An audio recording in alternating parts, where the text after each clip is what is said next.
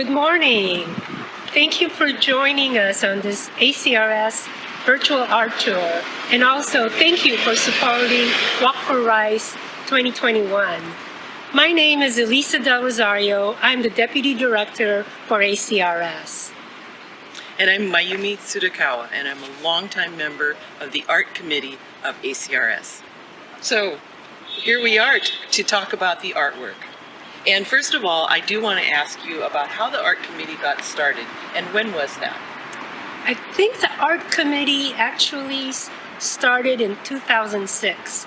We had already launched the capital campaign for our new home on Martin Luther King, and we decided that we really should have art included in our building, not only to make it a beautiful building, but also to reflect the various diverse cultures represented by our staff, our clients, and our volunteers. So we formed the Art Committee. There were 10 members, and they were artists, they were gallery owners, art experts, and a few of us from staff who love art or were wannabe artists. I'm just going to jump in here right now and tell you how proud I am as a community member and an art writer that the ACRS art collection is really the best and most complete large collection of Asian American and Pacific Islander art in our entire region. There is no other museum or gallery that has this wide breadth of art works by different ethnic artists, and they are notable artists as well. So how about the fundraising? How did we do there? Wow, we actually raised, by the time we were ready to open the building, around $150,000 to procure some of the major pieces. And then 10 years later, in 2018, we raised another $25,000, be able to procure some new art pieces to reflect the clients we serve in the Rainier Valley. So we wanted to include Latinx art, African and African American art, as well as recognize the land that we're situated in from the native cultures. So we work really hard to reflect those artists as well. So I do want to point out that we have 83 different pieces on 3 floors of the building, and some of them are multiples from a particular artist, so there are around 32 artists that are represented. Right, and don't forget the donated art that the community members gave us, as well as some of the art from our own clients in our behavioral health art therapy program. Let's talk about our most significant piece, which is by Horatio Hung La, and he's from Portland. And how did we even find him? I think we did a bid, and at least 5 or 6 artists bid for the chance to be the significant piece in our building, and we ended up choosing Horatio. So it's a 3-story piece, and it includes about 206 different bowls. And why bowls? Horatio wanted to reflect the fact that, the Asian Pacific culture, a lot of our culture is about food and gathering around food. So the soup bowls were meant to symbolize that importance in our culture. And who made them? Staff, clients, volunteers, all 206 pieces. When you see them, the inside of the bowls are glazed in gold, but the outsides are painted by the clients, volunteers, and staff to reflect their immigrant, refugee, and family experiences. So it was quite a challenge to attach the bowls to a structure, a 3-story structure that's hanging in the atrium, and it's hanging from the ceiling. So exactly, 3 stories. In fact, the first installation, we realized it was too short. Do you remember that? And we had to add a longer metal structure and make sure and work it out with the engineers to make sure the weight wasn't going to be too heavy. Right, right. That's the thing about public art, lots of details. And so we want to point out that Horatio Law has gone on to create other really major pieces, including the AIDS Memorial on Capitol Hill in Seattle. So let's go on to our second largest piece, which is, do you want to tell us about Marita Dingus' piece? Well, Marita is a well-known local artist, and she is famous for incorporating recycled fabric and recycled materials in her art pieces. And she worked again with our clients, staff, and volunteers to create these dolls. And then she figured out a way to put them all together in an open weave community quilt.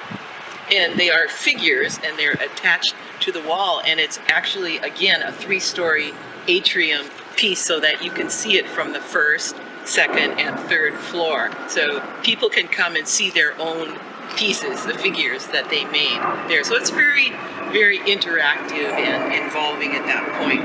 We should also point out that Marita had the assistance of the noted artist Romson Bustilio for this. So maybe we can talk about Romson. His group of 5 prints is on the first floor. Right. Yeah. According to Romson, ACRS has the most of his collection in one place. Mm-hmm. And I had no idea about that. I should also note for the community quilt that Marita incorporated embroidery pieces from our Hmong and Mien clients who do embroidery as part of their social support group. Right, and so Marita Dingus is an African-American woman artist, and she's created a lot in the Northwest. And then going down to the first floor, so this group of prints by Romson Regarde Bustilio is an example of his really extensive printmaking work, and he's worked in other for example, a print workshop that he runs in Mexico and Oaxaca, and also teaches at the Pratt Fine Arts Center. And he just won the largest art award for artists in this region, called the Arts Innovator Award this year. And he also had a show at the Bellevue Art Museum this year. So we're really lucky to have him. So also on the first floor, we have a geometric piece by June Sekiguchi. So do you want to mention where that is located? It's actually in our computer lab, where a lot of our employment training clients utilize the space to get digital literacy classes and use the computers to look for jobs online. Mm-hmm. And she's interesting. This artist is interesting because she has a science background, and so these are geometric forms, and then they're cut with a scroll cutter into intricate shapes and then adhered to the walls. So, okay, let's also mention a really nice part of the collection, which is a serigraph by Jacob Lawrence. So how did we get that? It seems like a really major artist. It was donated to the agency, and it's located in the room where a lot of our citizenship classes actually occur. And so Jacob Lawrence, a really nationally and internationally known African-American artist who studies the history of African Americans in our country, put together a print that shows migrants and who became citizens, and they're voting for the first time. So it's really inspirational in that regard. So going on, also on the first floor, is a really cool piece called Tempting Eyes by Humaira Abid. So a Middle Eastern contemporary artist, and I do want to point out that all of these pieces are contemporary pieces, so that's another significant thing about our art collection. It's really modern contemporary art. So Humaira is a Muslim American woman artist, and she's noted for carving wood in very, very specific, realistic pieces. But it was symbolic of the fact that at that time, Muslim women were not allowed to drive. Yeah, and it does show the form of the Muslim woman in a contemporary kind of setting, showing the headscarf on that person. So now moving up to the second floor, we have Juan Alonso. And Juan is a Cuban-American artist. He was born in Havana. And this piece is called Duet. It's a drawing. Juan Alonso is an independent artist in Seattle, and he has a wonderful studio. He maintains his independence, and he has his own gallery in his studio, and he has a lot of abstract, non-objective pieces. And he's quite contemporary. He really contributes a lot to the artist community in Seattle. On the second floor, we have the photograph by Cora Edmonds, which is called Namaste. Do you know something about that? Yeah, I believe Cora Edmonds, also a member of the art committee and also a major supporter of ACRS and the art project, went to Nepal, and almost when she was flying out of the village, she encountered this young boy in this pattern, like this. In the Namaste pose, and took a photo, and it's also how she met her now husband. Oh, okay, that's a personal fact I didn't know, but it's a really notable photo that's been reproduced and sold quite a few times. Cora Edmonds and her husband Phil Crane not only were generous in providing funding, but also in helping us procure donated and purchased art from Art Exchange Gallery. So I'd like to say something else about Juan Alonso's piece. It's called Duet, and it has clearly two figures. It's a drawing, but the figures are in the shape of pineapples, which reflect on his Caribbean background. All right, so let's also mention Michelle Kumada, whose piece is also on the second floor. And I know that ACRS has really celebrated this piece because of its diversity figures. So exactly, and it's one of our newest addition to our art collection.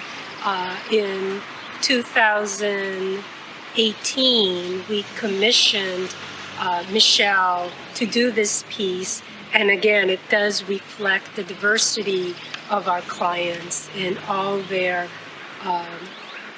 forms of race, ethnicity, and religious diversity. And Michelle Kumada is making some really major pieces based on her Japanese American heritages, and including references to the concentration camps of World War II and the sad parts of the history of oppression against Asian Americans in her piece. So going up to the third floor, let's mention Louis Gong. Oh, yes. Yes. How fantastic is that we find both a Chinese American and Native American artists in one. Yeah, Louis is such a wonderful supporter of the community, and he has a beautiful store called 8th Generation in the Pike Place Market, which emphasizes and features the work of contemporary Native American artists from all over the country. So this piece of Louis Gong's is called Good Day, Bad Day, and it shows a hummingbird flying with either, you can interpret them as very threatening kind of gestures and background, or you could kind of indicate that it's a strong positive figure because it's called Good Day, Bad Day, and that is by Louis Gong. There's also, if you look very closely in that painting, is a very faint depiction of a cat. Oh. So I think that's also plays into the title of Good Day, Bad Day, whether for the bird, for the hummingbird. Okay, well, so we're going to mention a few pieces that are in the boardroom, and the real outstanding thing for me is that we have a group of 3 notable large portraits. They're acrylic by an Ethiopian artist, Tista Burhanu. They bring out the faces of our very large East African community here in this region. Exactly, and because we are in the Rainier Valley, a lot of East African clients come for either our citizenship or employment programs. And also in the boardroom, a real notable collection of 2 Asian American photographers from our region, John Pai, who shows portraits of groupings from the Samoan community, and then also Dean Wong, who shows portraits of ACRS clients. And these are older photographs, but they're really significant, so I think the boardroom is a good place to put them. Exactly. If you ever want to come and see the art collection in person when ACRS reopens, we do have a self-guided tour brochure Created by Pepe Sung. and Pepe Sung, and curated by Mayumi herself, and we highlight the major art pieces on all 3 floors of the public areas of the building. We have numerous other art pieces in the staff areas, but they are not available for public viewing. Could I just jump in here and mention that we have some notable Southeast Asian artists in our collection, and one of them is Dai Jiang Nguyen, and he's one of the earlier Vietnamese immigrants, and he's noted for what is called upside down art, where the figures are actually appearing upside down. And he actually studied in Russia, because in the very early days, there were people who had a communist connection, and he studied in Russia this sort of modernist, social realist style. So that's Dai Jiang Nguyen. And then a couple of our other Southeast Asian artists, Chan Kun, which is PHON, and also Lauren Ida, who's actually a Japanese American from Seattle and lived many years in Cambodia. The 2 of them show some really great styles and printmaking and also cut paper art, and they have worked in Phnom Penh and Siem Reap and Battambang in Cambodia, and a number of people from the art community have gone on tours of the art in Cambodia with her. So we have that, and then we also have a Korean American artist, Chang Ai Song, and so we really have a wide variety of artworks from the whole Asian section. Wait, do you want to talk about how you helped procure the Josel Nam Kung photograph? Okay, Josel Nam Kung he has now passed away, but he was probably the most notable Korean American photographer in our region, and he was well known for his very large scale, really precise color renditions of realistic scenery. So he has really traveled a lot around the Pacific Northwest and in Korea itself, up to the line between North Korea and South Korea. He's originally from Korea, and he lived in Seattle for many years, and he passed away only recently at the age of 99 or something. So we know the family and the offspring of Josel Nam Kung, and we were able to get this great donation of a very large realistic photograph by Josel Nam Kung. And whenever I'm having a bad day at work, all I have to do is stare at that photograph for just a minute, and it really does have that peaceful, calming effect. That's why it's hanging in the main lobby as well. So I think that shows the whole range of our pieces. And thank you for joining us in this art tour. We'll meet you back in the lobby.